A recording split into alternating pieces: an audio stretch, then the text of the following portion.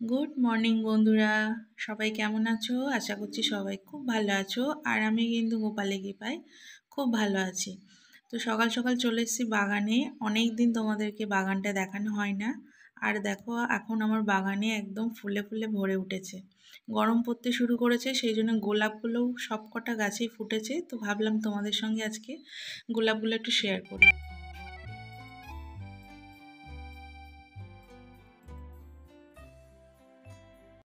আর এই যে গাছটা দেখছো, এটাতে এত সেন্ট, একদম যে গোলাপ জল, মানে গোলাপ জলে যেমন গন্ধ হয় সেরকম। তো আমি ঠিক করেছি যে কিছুটা পাপড়ি না ড্রাই করে রেখে দেবো, তাহলে বিরিয়ানি টিরিয়ানিতে ইউজ করতে পারবো। তো তোমাদের সাথে অবশ্যই সেটা শেয়ার করবো।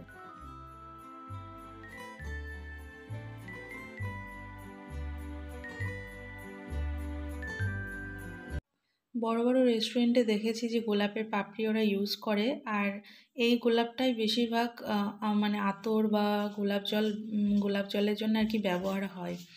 তো বাড়িতেই আছে যেকালে, সেহেতু একবার করেই দেখবো। আমি কখনো গোলাপের পাপড়ি বিরিয়ানিতে ইউজ করিনি, কিন্তু রেস্টুরেন্টে হয় সেটা আমি দেখেছি।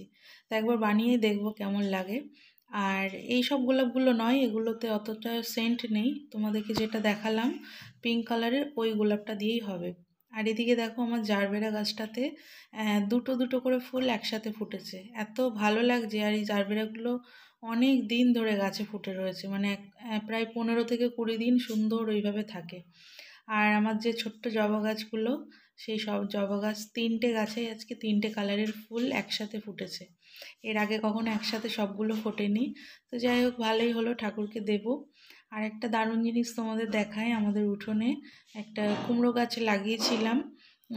তো বুঝতে পারিনি যে কুমড়ো হবে, আর কি এমনি হয়েছিল গাছটা। তো পাপা আর কি যে দড়ি টানানো আছে সেই দড়িতে তুলে দিয়েছিল গাছটা, জামা কাপড় মেলার জন্যে যে দড়িগুলো ছিল উঠোনে সেটাতে। তো দেখো এখানে সুন্দর দুটো কুমড়ো হয়েছে। এর আগেও একটা বিশাল বড় হয়েছিল, বাট পোকায় ওটা নষ্ট করে দিয়েছে। আর আপাতত এই দুটো রয়েছে। তো দেখা যাক কি হয়। তো একদম দেখো উঠোনের মাঝখানে, আর যেতে গেলে মাথা একবার করে কিন্তু ঠুল খাচ্ছি। আজকে তো রবিবার, আর এখন চলে এসেছি দেখো রান্নাঘরে। সকালে টিফিন টিফিন আমাদের হয়ে গেছে।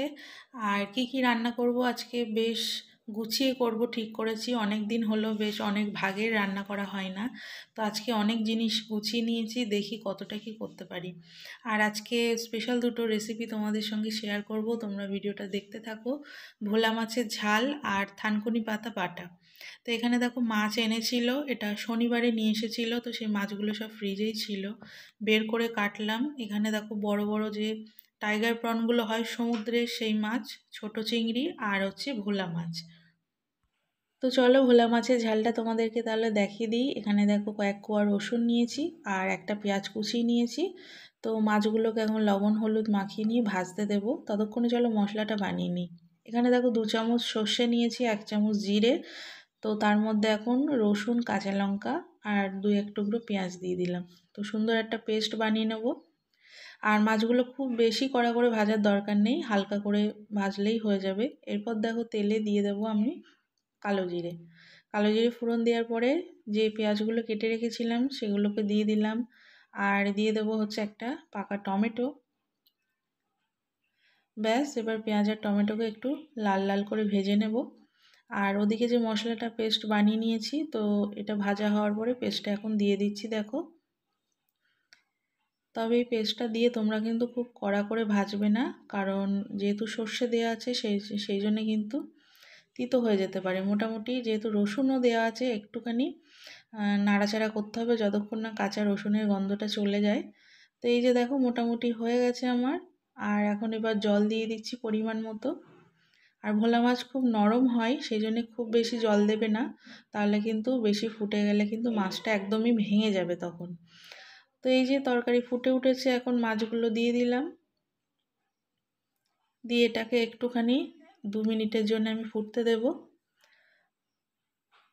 ব্যাস, আর লবণ হলুদ এটা তো আর বলার কিছু নেই, এটা তো দিতেই হবে তরকারিতে।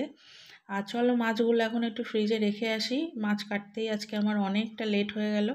এবার দেখো তরকারিটা আমার কমপ্লিট, আর ধনেপাতা বেশি করে একটু দিয়ে নামিয়ে নিয়েছি সুন্দর মাছের ঝাল।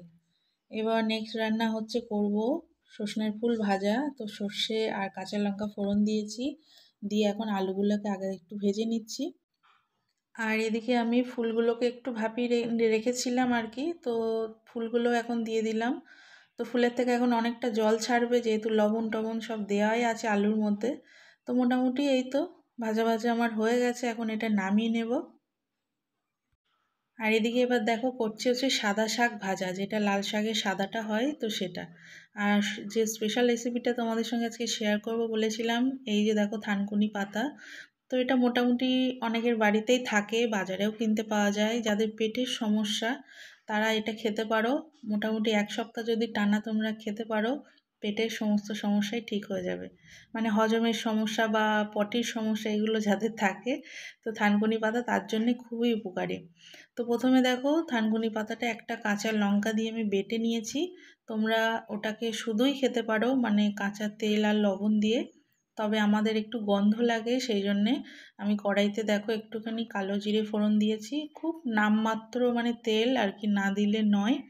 দিয়ে দেখো যে পেস্টটা এখন ঢেলে দিলাম, দিয়ে এটাকে বেশিক্ষণ না, 1-2 মিনিটও নয়, মানে 1 মিনিট মতো আর কি নাড়াচাড়া করব। আর একটু লবণ আর হলুদ দিয়ে দিয়েছি।